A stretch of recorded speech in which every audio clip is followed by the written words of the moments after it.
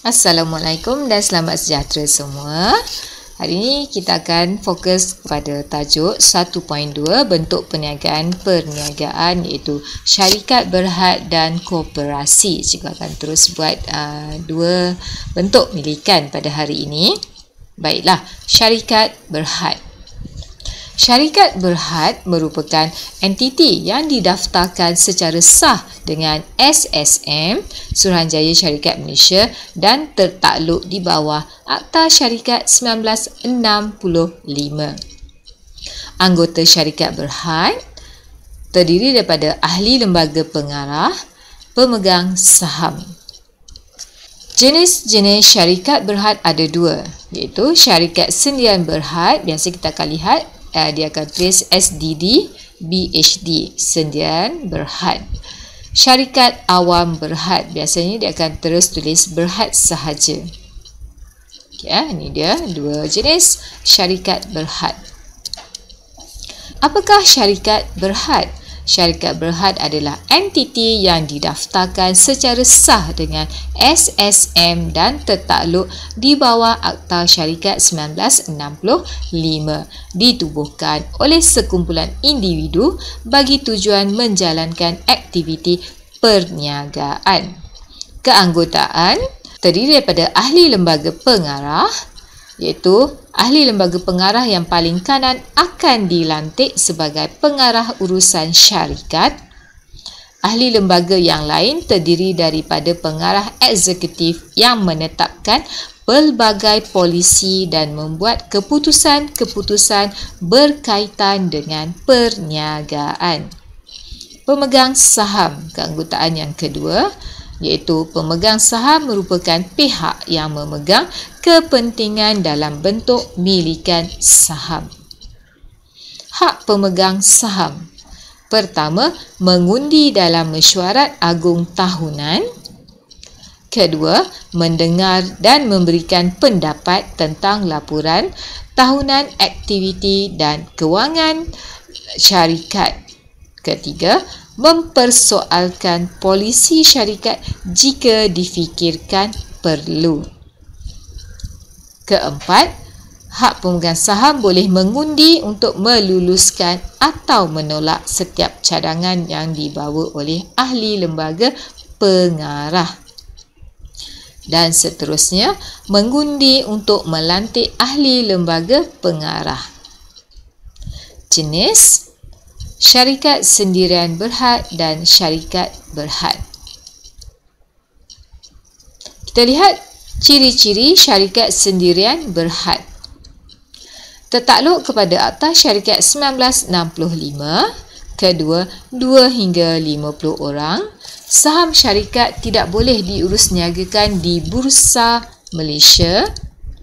Pindah milik saham hanya boleh dilakukan oleh dengan kebenaran ahli lembaga pengarah. Lebih mudah mendapatkan modal yang besar. Ciri-ciri, sambungan lagi. Modal tambahan boleh diperolehi dengan menerbitkan share. Menanggung liabiliti terhad. Sekiranya perniagaan muflis, pemegang share hanya kehilangan modal share yang dilaburkan. Semua harta peribadi mereka akan digunakan untuk menyelesaikan hutang piutang syarikat. Dan pemegang saham terbesar syarikat berhak untuk mengawal setiap operasi syarikat. Manakala ciri-ciri syarikat awam berhad pula ialah: pertama, 2 hingga tiada had maksimum. Kedua, saham diurusniagakan di Bursa Malaysia. Dan ketiga, pemegang saham asal menanggung risiko kehilangan kawalan atas syarikat jika terdapat pembelian saham dalam kuantiti yang besar, iaitu saham majoriti, oleh pihak tertentu dalam usaha untuk mengambil alih pengurusan syarikat daripada pemegang saham asal. Syarikat berhad terbagi pada dua tadi, iaitu syarikat sendirian berhad dan syarikat awam berhad. Kita lihat pemegang saham sendirian berhad terdiri daripada ahli keluarga atau rakan-rakan yang rapat, manakala awam berhad terdiri daripada orang awam. Ciri-ciri sendian berhad takluk kepada Akta Syarikat 1965. 2 hingga 50 orang. Saham tidak boleh diurusniagakan di Bursa Malaysia. Pindah milik saham hanya boleh dilakukan dengan kebenaran ahli lembaga pengarah. Mudah mendapatkan modal.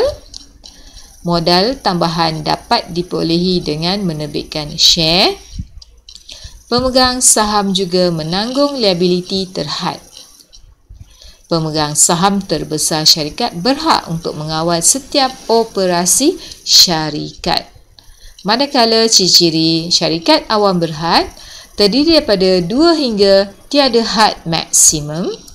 Sahamnya boleh diurusniagakan di Bursa Malaysia dan pemegang saham asal menanggung risiko kehilangan kawalan atas syarikatnya jika terdapat pembelian saham dalam kuantiti yang besar, iaitu saham majoriti oleh pihak tertentu dalam usaha untuk mengambil alih pengurusan syarikat daripada pemegang saham asal. Contoh, Nilofa Sendian Berhad dan CIMB Bank Berhad. Contoh syarikat Sendian Berhad, cikgu ambil berapa ya?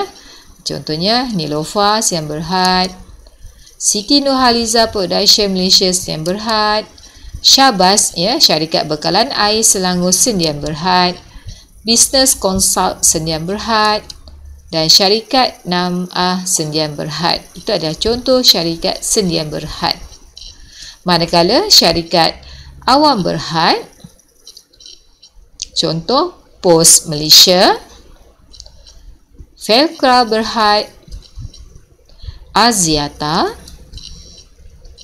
Public Bank Berhad dan Sime Darby. Kelebihan dan kekurangan syarikat sendian berhad. Kelebihannya adalah modal lebih besar, iaitu lebih banyak modal dapat dikumpulkan melalui terbitan share. Kedua, liability terhad pemegang share hanya tanggung rugi setakat modal dilaburkan sahaja. Dan ketiga, hal ehwal syarikat dirahsiakan, iaitu laporan kewangan tidak perlu diumumkan kepada orang ramai.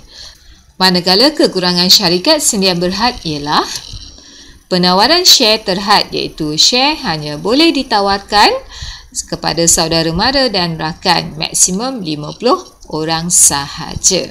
Kedua, beban cukai yang tinggi. Kadar bayaran cukai syarikat adalah tinggi. Dan share tidak boleh dipindah milik secara bebas, iaitu pindah milik share perlu mendapat kelulusan daripada lembaga pengarah. Kelebihan dan kekurangan syarikat awam berhad. Kelebihan pertama, modal lebih besar, iaitu banyak modal dikumpulkan kerana bilangan pemegang share tidak terhad. Yang kedua, menikmati ekonomi bidangan, iaitu menjalankan perniagaan besar-besaran dengan modal yang besar. Kelebihan ketiga, liability terhad, iaitu jika muflis hanya rugi setakat modal yang dilaburkan sahaja. Dan kewujudan adalah kekal, di mana syarikat merupakan entiti berasingan daripada pemilik. Namun demikian, kekurangan syarikat awam berhad yang pertama, proses perubahan rumit, iaitu pelbagai borang dan peraturan perlu dipatuhi. Kedua, beban cukai yang tinggi kerana ianya membayar cukai syarikat. Pemilikan dan pengurusan terpisah, kekurangan yang seterusnya, di mana syarikat diuruskan oleh ahli lembaga pengarah, terdapat risiko penyelewengan pihak pengurusan. Dan tiada rahsia, iaitu laporan kewangan tahunan perlu diumumkan kepada orang awam. Baiklah, teknik menjawab soalan. Soalan 1. Gambar 1 dan gambar 2 menunjukkan pemilikan perniagaan yang berbeza. Kita lihat gambar 1, Buildland Teknologi Sdn Bhd. So, kita tahu ini adalah syarikat Sdn Bhd. Pos Malaysia, syarikat Awam Berhad. Okey, soalan, bandingkan antara entiti perniagaan tersebut.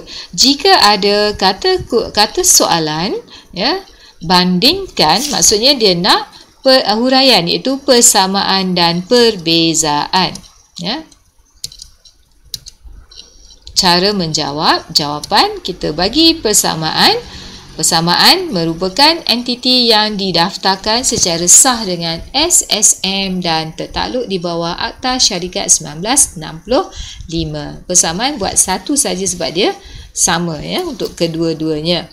Okey, untuk perbezaan kita boleh menjawab dalam bentuk jadual dan juga perenggan, ya.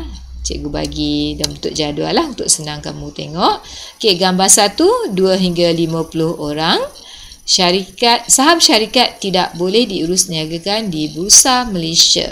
Ya, dua huraian untuk perbezaan untuk gambar 1 dan huraian untuk gambar 2, 2 hingga tiada had maksimum, dan huraian kedua, saham diurusniagakan di Bursa Malaysia.